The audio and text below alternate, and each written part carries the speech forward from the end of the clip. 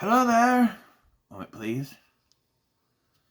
I'm Scotty. You're not. Welcome back to Dis-Cember 2023.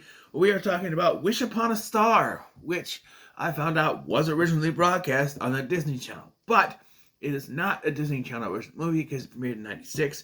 The first Disney Channel original movie, which is Under Wraps, premiered in October of 97. That is the official first Disney Channel original movie with that label. So that counts. This does not. But my notebook out here. So I'm gonna need to write it down eventually. I don't always misplace the pen. Anyway, so the film tells the story of two sisters. Alex, I refuse to call her by what they keep calling her, Alexia. That's a stupid name. Alex and Haley Wheaton are two sisters that live in the same house, but they're totally different and they don't get each other. And so that one night, Haley makes a wish that she was her sister. And the next morning, they wake up swapped. So now, of course, they have to deal with themselves being swapped and their lives, and come to find out that their lives are not as, not what they thought each other's lives were. So, I'll write this down here quick. So the first thing we're talking about here is the cast, okay? You have Katherine Heigl as Alex, Danielle Harris as Haley. And I knew this fact before looking up, trying to find information, if I'm much, on this movie, that actually Danielle Harris is actually a year older than Katherine Heigl, but she's playing the younger sister. Also, I feel like the age difference doesn't work. Haley is supposed to be 15. And Alex is supposed to be 18. There's literally no difference in their age. And if one was 18 and the other was 15, there would be a difference in how they look. But they're only 1 year apart, so it doesn't work. And beyond that, why are they in the same classes? Right? Like, I guess you would be, but also not really. Sometimes mostly seniors are in classes with seniors and so on and so forth. Why are they in the same class? Like, there's a couple times they're in the same classes together and it's confusing. I don't know. Also, when we go to the cast, there's Don Jeffcoat, who you may know as Donnie Jeffcoat, one of the hosts of Wild and Crazy Kids from Nickelodeon. Yes, I don't know if he had much of an acting career. I remember this one. Maybe one more movie I remember him in, but I don't remember which one it was. But he's in this as the boyfriend. Hey, Alex's boyfriend, Kyle. There's also a friend named Caitlin, Haley's friend Caitlin, that kind of gets pushed to the side, sort of. She has a bit of a story in this, but it's all just, I don't know. And so the main story of this is that the girls are in each other's lives. At one point, they are like at each other's throats, so they decide to try to ruin each other, which leads to Haley as Alex messing up the school photos, doing weird faces, blowing bubbles in there, and then Alex as Haley, and this was, I don't think this came off the way they thought it would be. Maybe back in 1996 it did, but she dresses up as a dominatrix and does like a strip tease dance, or a sexy dance, you should say, because she doesn't strip. She takes off her jacket and does a sexy dance. And I'm just sitting there going, okay, maybe in 1996 this works, but 2023, all I'm thinking is 15, 15, 15. Like, she's supposed to be 15, and I'm supposed to, I don't know. I don't know. I don't know. It just doesn't work the way it would have if I was someone watching this in 1996. It would probably be a different thing. Whereas now, it would be more. Now people would look at this and go, "Oh, okay, it's supposed to be sexy," but in the back of my mind, you're thinking, She's supposed to be 15. The actress was 19, but she's supposed to be 15. And again, because the actresses are only a year apart, there's not really that age distance between them. It just, in fact, growing up, I thought they were twins. But no, Haley is 15. So there's also this thing. So the love interest thing for both girls doesn't work. So, beginning of the film, like I said, Alex has a boyfriend named Kyle, Don Jeffcoat, Kyle. And Haley has a crush on him, right? And so when they swap bodies, Haley, of course, is like, oh, I get to spend time with my sister's boyfriend. Only to find out that she broke up with her because her and her bitchy-ass friends have stupid rules. And I guess you could only date a guy for 3 months. That's the rule. Look, I understand if you are like freshmen starting out and you want to make these rules. By the time you're seniors, you need to be more serious than that. But no, they had these stupid-ass rules, which do get abolished towards the end of the film. But so Haley, as Alex, gets back together with Kyle, which Alex, as Haley, does not like.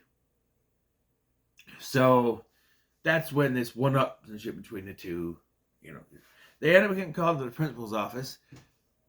I'm still, after watching the entire film, I'm still confused as to why Haley, as Alex, gets called into the principal's office. She didn't really do anything. She was making out with Kyle, but like, I feel like the more pressing thing was the sexy dance. But they both get called in. And if I'm Kyle, well, I'm getting smooches, Oh, and she has a hickey, which I've never gotten hickeys. No, I've gotten hickeys, but I've never gotten why people do hickeys, right? Like, okay, so the concept of hickeys, okay? Why do you suck on someone's neck, right? I almost said throat. I'm not a vampire. Neck, right? You just make a red mark. What is that? Like, yeah, I've given it to a girl before. Oh, well, sort of. She can't do that. I don't want my mom to see it, which is a smart decision, right? Or her grandma. She's living with her grandma, but I don't want my grandma to see it. And it's just like, okay, but why do it on the neck, right? I understand the neck. You're making out. They call it necking, right? Old-timey phrase. So you're making out, you're kissing, it goes down the neck. I get that. But who, I want to know who invented the idea of a hickey where you just suck on your neck, your girlfriend's neck or boyfriend's neck. Because I gotten one before. But I just, I never gotten the idea of a hickey. What does it do? Other than you just hideous red blotch on your neck. That's it. And you gotta cover it up and something. She's flaunting it around and stuff. I don't know. So they eventually decide. So the first day, Alex, as Haley, decides to pretend to faint and get sent home. And it's so obviously she's faking, but the parents in this movie are fucking idiots. Okay? I'm telling you right now, they are stupid. They are stupid. And let's not forget, they are stupid. I mean, oh my God. So their idea, the girls are arguing, and their idea is, oh, we'll do nothing, and it'll fix everything.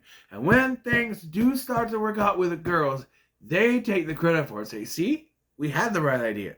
But they're actually not doing anything. They've done nothing. It had nothing to do with that. It was never anything they ever did, because they did nothing. The girls did this on their own.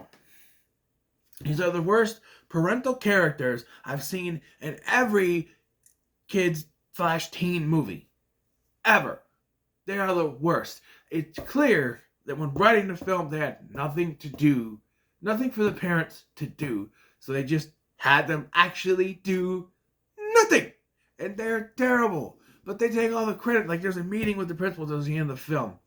We're like, where she, talking about disciplining the kids, like, well, we have a sort of hands-off thing with our kids. We don't do anything. I mean, it's okay for you to discipline them, but we can't do anything. That's against what we're doing. And I'm just like, you're stupid. It is ridiculous how stupid these parents are. Oh my God. But, I mean, sometimes, I will say this, sometimes you do have to let your kids kind of go through stuff together. If it escalates to the point, I only have one kid, but still, if it escalates to the point where you need to step in, then do so. But if they can fix things themselves, then it works. And I say this as the parent of a single child. I don't have 2 kids, but I have grown up with siblings, and I know that's how it works. If it gets too far, the parents, they need to step in and do something. Otherwise, it's going to escalate from there, and it's not going to get any better. But if you can work things out, then by all means, right?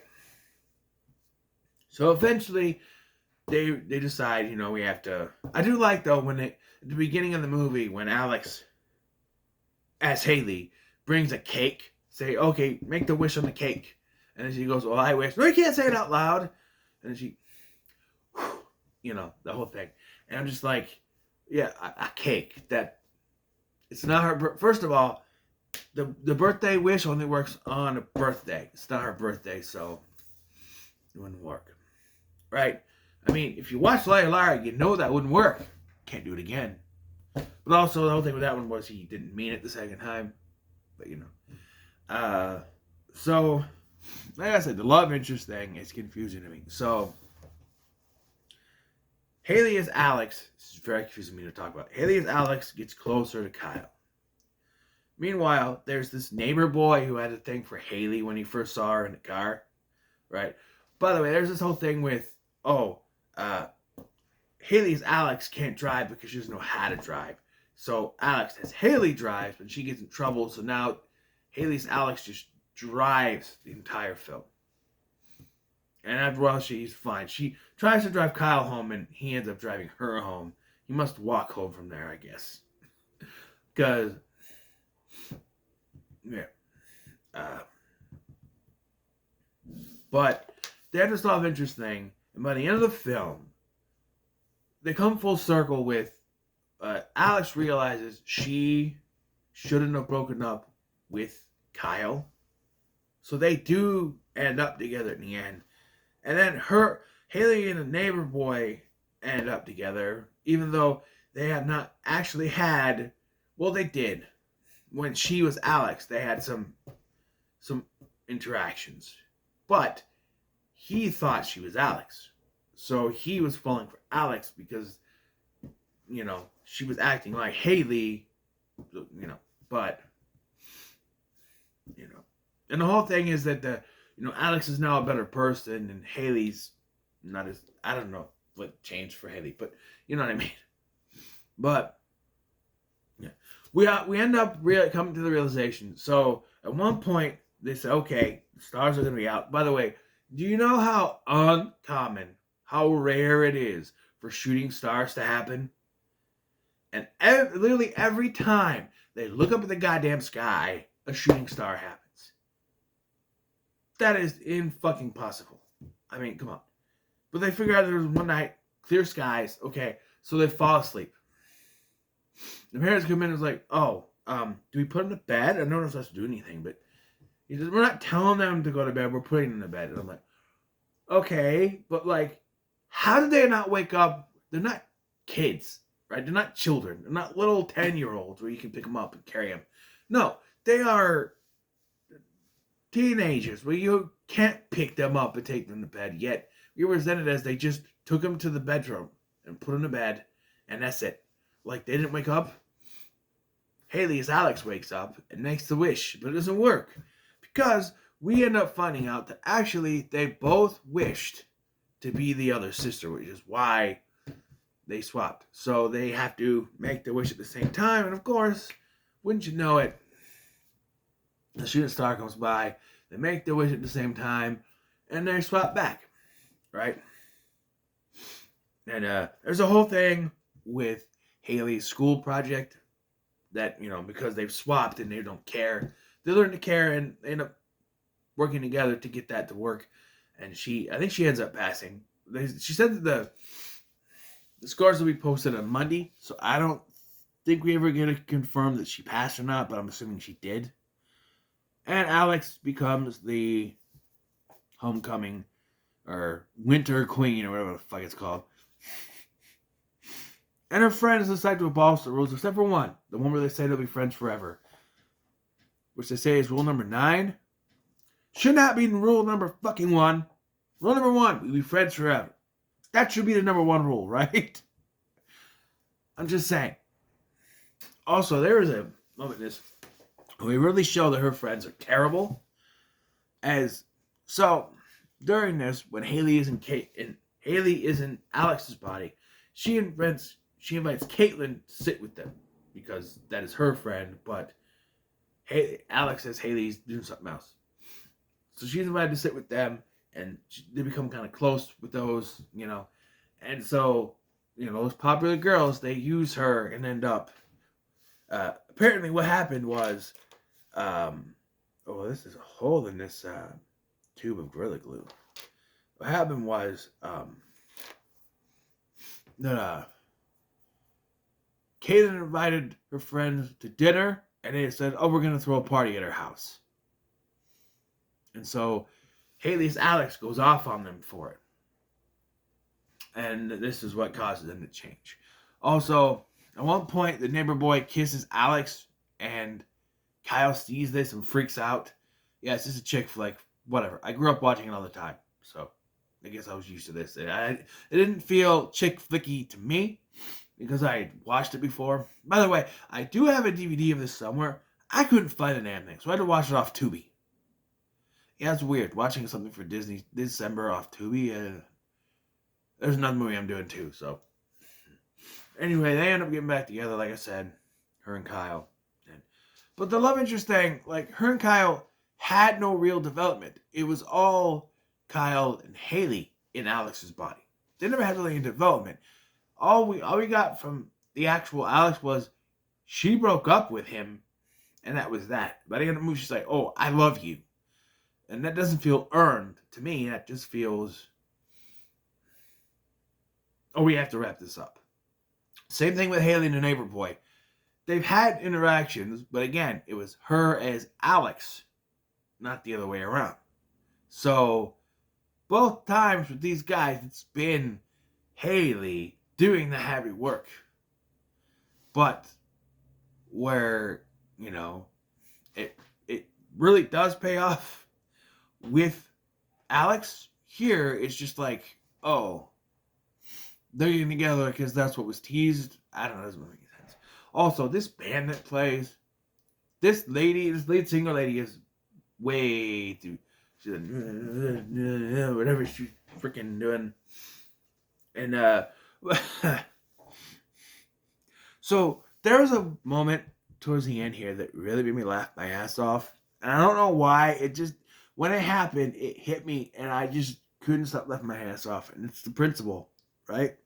When Alex wins the Winter Queen or whatever, she does the wolf whistle, like, whatever. And I just went, I lost it, man. I lost it. I lost it. I lost it. Because it's just, I don't know. It hit me, and I lost it completely. But, yeah, so, and Alex puts the queen crown on Haley's head, because they're close now. In fact, something really weird happened that, if I was watching this in 96, I wouldn't notice. But in 2023, these girls are both with, guys they like, right? But they are staring at each other and smiling. Like something else is going on here. Like, oh, they've become closer, all right. Wink, wink. It's like, wow. Wow. I don't know. In 1996, maybe they didn't realize this. But now, ooh, wow. LGBT shippers could have a field day with this moment. If someone wants to talk about it nowadays, they would have a field day with this. Just, oh my God, it is open season. It is like chum in the water with those type of people that could just see this and go, oh, sisters. Mm-hmm. You know what I mean? But watching this again, I did have fun with it. I'm gonna give it a very high middle of the road. It's not, like I said, I have the DVD, but it's not one that I go back to watch often. Maybe because of the chick flickiness of it and the fact that it is basically Freaky Friday. And Freaky Friday has never been one of my favorites, so I don't think I even own any Freaky Fridays. So, what are your thoughts on Wish Upon a Star? Leave no comments below. Make sure to like, share, and subscribe. Thanks for watching. I'm Scotty, and I'll see you in the next one.